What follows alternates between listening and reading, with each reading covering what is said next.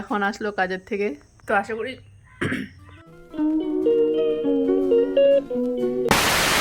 Welcome back to my channel.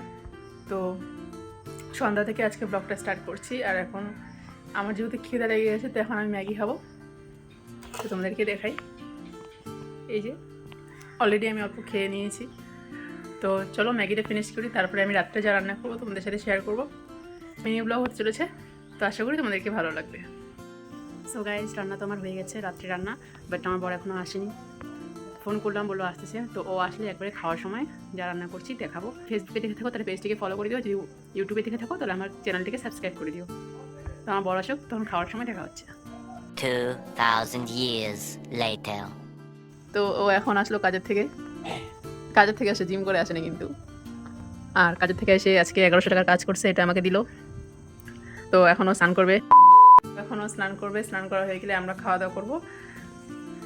তো যাও ফটাফট স্নান করে আসো। তো এটা হচ্ছে আমাদের রাত্রির মেনু। এখানে ডিমের কারি আছে, পটল ভাজা আছে, আর সকালের অল্প সবজি ছিল, আলু সয়াবিন ওটাই। আর এখানে আছে আঙ্কেল চিপস।